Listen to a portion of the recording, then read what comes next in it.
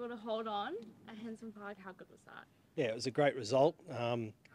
And good that we sort of played okay without playing great, but we found a way to win, which is really important.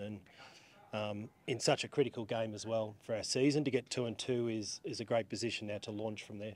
How proud of you of the girls when the Giants got a goal, the minute left on the clock, and they were able to hold on? Yeah, that's a big growth, particularly without Chloe Malloy playing as well. I think that's a big positive for us that we're able to find a way to win, and really some good footy IQ with a set play, and then Amy Whelan finishing off with a nice goal was great as well.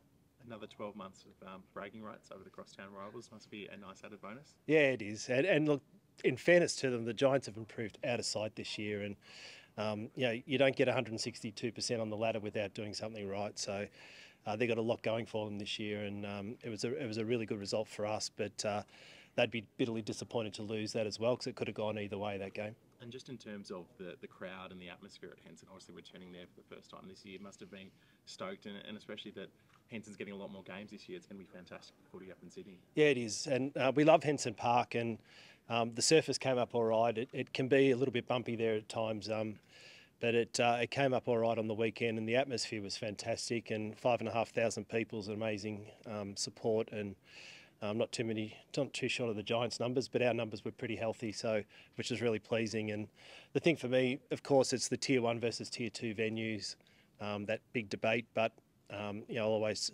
support the AFLW on being on Tier 1 venues, and I think that's where we've got to get to, but you can't argue with the atmosphere at Henson. We're a little bit into this condensed fixture now where we're playing midweek games. There's been a lot of talk about, I guess, evaluating it on the run in terms of injuries and things like that. What have you made of it so far? Because it has felt like there's been a few more injuries with these shorter turnarounds and things. Yeah, I think so. So far, so good, though. If you look at the quality of football that's played, it's been pretty good. And not too dissimilar to training. The second training session, we always do a 16v the rest. And so you get a few bumps and bruises in that as well. It's not the intensity of a game, but I think the philosophy of it's really good. We've got to try different things to attract more people to the game. And if someone flicks their telly on a Tuesday night and watches a game of footy, well, so be it. That's a great result. But it will be interesting at the end of it to assess exactly where we are with injuries. And I know from our group we're pretty healthy again at the moment, other than the obvious. But we'll definitely manage players through this next 2 or 3 games, and then hit the back end of the season hopefully with a bit of momentum. Just the boys in the grand final, do you think the girls can feed off that kind of energy and buzz that's around the club at the moment? Yeah, definitely. I think the energy's been really good. Even just the corridor chats that you have, and it's just an energy that's I suppose all embracing for the whole club, and the integration in here is very good. So it's always like that anyway, which is great. But the extra buzz in the feeling around the club's very good this week. Just on the condensed fixture going into Western Bulldogs, does that kind of give you guys an advantage given they played 2 games last week?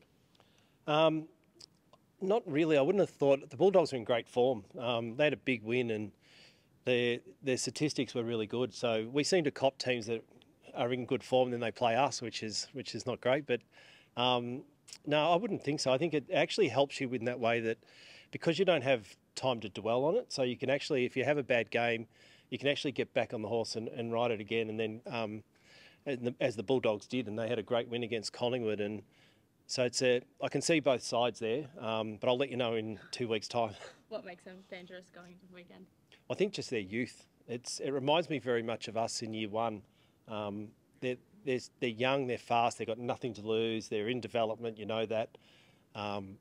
So they try different things, they take the game on, and it's really going to test our defensive systems, and that's a dangerous proposition. So we need to make sure that we bring our pressure and get on top of them early. We saw Chloe at the game on the weekend. Can you talk a bit about how her role has shifted a bit at the club? Yeah, so her role is about getting better. That's her number 1 role, is to get right. And number 2 role is to help out where she can around the group, and she'll be in and out based on her rehab program, which takes priority over everything. And on the weekend she didn't have a role but still turned up, and it's just Chloe in a nutshell. But yeah, it's just around the group, and then at the right time we'll give her a little role on the bench with the players as well on game day. But the first few weeks are all about just getting her settled and into her rehab program. Just on the idea of this being one club, obviously it's going to be fantastic on Thursday that the whole club's essentially travelling down to Melbourne together.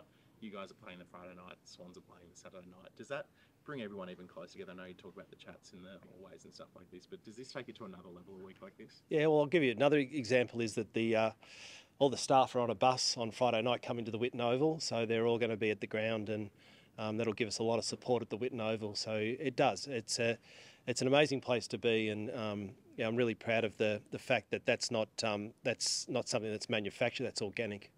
Sarah Grundon, a couple of goals in just, I think, a fourth game on the weekend. Must be pleased with when you're getting a few players to kind of step up and fill that scoreboard absence that maybe Chloe kind of leaves in with her injury. Yeah, and that's going to be the bonus going into next year, is that we're able to develop players, fast track them, and then have Chloe come in as the icing on the cake next year and really set ourselves up. So it's it's really important for us. And Lucy McAvoy's leadership has stepped up over the last few weeks as well. She's had to have a bigger voice in the group, and she plays her 50th game this week, which is really important for us. And a great credit to Lucy, and she was really important for us on the weekend. And Ali will be back this weekend as well. Yep. Friday. Yeah, we'll do match committee next, and then Ali Moffat will come back in, subject to the doctor's report, which he'll give me in a minute. But he gave me a wink then, so that's a good sign. But yeah, she'll be an important in, and hopefully we can get a good block of games now.